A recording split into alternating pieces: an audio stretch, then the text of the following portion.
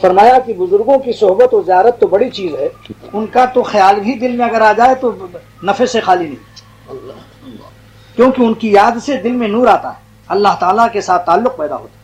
اسی لیے حدیث میں ہے کہ اذا روز ذکر اللہ، اللہ والوں کو دیکھ کر اللہ یاد آ جاتا ہے۔ بڑا شارٹ کٹ راستہ ہے، میں سچ کہتا ہوں، بہت مختصر راستے سے اللہ والا بننے کا نسخہ یہی ہے کہ کسی بقول معرومی کے کہ دل مدح اللہ بمہر دل خوشاں،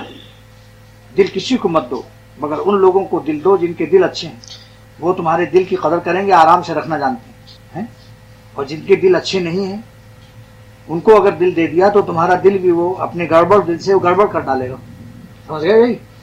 جن کے دل، اسے معرومی فرماتے ہیں دل ان کو دو جن کے دل اچھے ہیں، جسم کی صورت پر مت جاؤ، عارضی چیز ہے، عارضی چیز ہے، آج کیسی شکل ہے، کل آج کچھ، کل اور کچھ ہوں گے، کچھ پھر کچھ اور ہوگا، ہر 10 سال کے بعد چہرے کا جغرافیہ بدل جاتا ہے، ہر 10 سال کے بعد، 10 سال کے بچے کو دیکھیے، پھر 20 سال کو دیکھیے، پھر 30 سال میں دیکھیے، پھر 40 سال میں دیکھیے، ہر 10 سال کے بعد آپ دیکھیے چہرے کا جغرافیہ کافی کٹا پٹا بندرگاہ جیسے ہوتا ہے، ایسی چہرے بدلتے چلے جاتے ہیں۔ آخر میں ایک دن معلوم ہوا کہ وہ جنازہ نیچے دفن ہو گیا، لہذا اپنی زندگی کو کیا ایسی مٹی کے کھلونوں پر کیا مٹی کو مٹی کرتے ہو۔ مجھے تو امام محمد رحمۃ اللہ علیہ جو امام ابو حنیفہ کے شاگرد تھے، یہ بات بہت پسند آئی۔ فرمایا، ان کے شاگرد نے کہا کہ آپ کی بیوی خوبصورت، بہت خراب شکل کی، کہیں نظر پڑ گئی ہوئی، کھانا وانا لینے جاتے ہیں بعض شاگرد کی، استاد جی کھانا مانگ رہے ہیں، استاد جی کھانا مانگ رہے ہیں، وہ اچانک کہیں نظر پڑ گئی تو دیکھا امام محمد تو اتنے خوبصورت تھے کہ ان کو پیچھے بیٹھالتے تھے امام حنیفہ جب تک داڑھی پوری نہیں آئی، اتنے بڑے بزرگ۔ تو فرمایا، استاد جی آپ کی تو زندگی خراب ہو گئی، آپ اتنی تو ایسی شکل، ایسی شادی کی آپ نے، آپ کی بیوی میں آپ نے تو روپیہ اور 2 آنے کا ہے، یعنی 16 آنا آپ نے 2 آنا وہ ہے، اتنا فرق، اتنا زبردست فرق سے کیسے آپ نے قبول کر لیا؟ آپ کی زندگی پر ترس آتا ہے اور آپ کی زندگی خراب ہو گئی، کیسے دن گزرتے ہیں آپ کے؟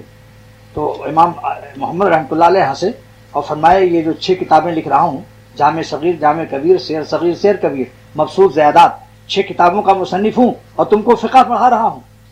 اگر بہت خوبصورت ہوتی تو وہیں بیٹھے رہتے، تم دروازہ باہر سے کھٹکھٹاتے، ہم کہتے بزی ہوں، بزی اور جب میں تم کو اپنی صحبت سے نہ پڑھاتا اور میں بزی رہتا تو تم بز ہو جاتے، بکری رہتے۔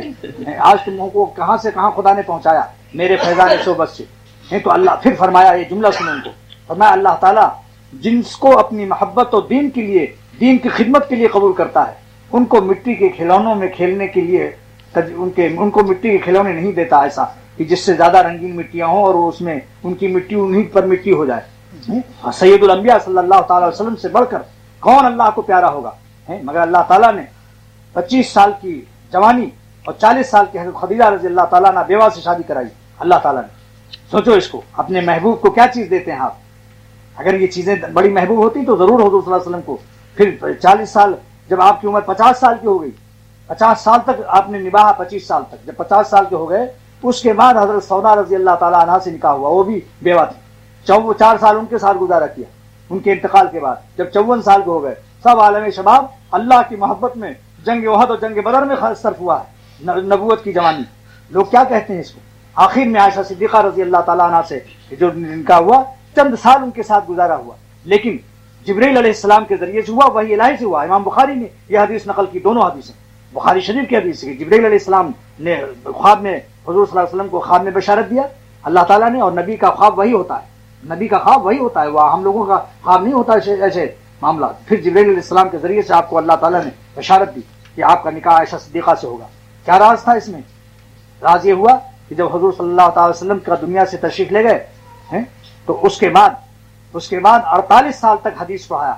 2210 حدیثیں پڑھاتی تھی، 2210 محدثین نے لکھا ہے، یعنی 2210، وہی ہوا نا، 2210 حدیثیں کی استاد محدث تھی ہے، اور بڑے بڑے صحابہ، 200 شاگرد تھے ان کے، صحابہ و تابعین ملا کر، اور زمزم ہر سال حج کرتی تھی، اور زمزم کے پاس ان کا خیمہ لگتا تھا، خواتین ان کے پاس بیٹھتی تھی، اور محرم قسم کے لوگ جو جیسے بھائی وغیرہ، باقی سب صحابہ باہر بیٹھتے تھے۔ حضرت عمر رضی اللہ تعالیٰ عنہ جیسا فقیہ وہ ان سے مسئلے پوچھتا ہے، حضرت سیدنا عثمان آدمی بھیجتے ہیں کہ جاؤ مائی عائشہ سے پوچھو اس معاملے میں عمر کیا فیصلہ کرے، یہ تھا۔ تو اللہ تعالیٰ اگر وہ کم عمر کی نہ ہوتی تو 48 سال تک جو دین کو اللہ نے پھیلایا ان کے ذریعے سے، آج بہت سے مسائل اسلام کے مشکل ہو جاتے ہیں حل کرنا۔ دوستو سب خدا کی طرف سے ہوا یہ. اللہ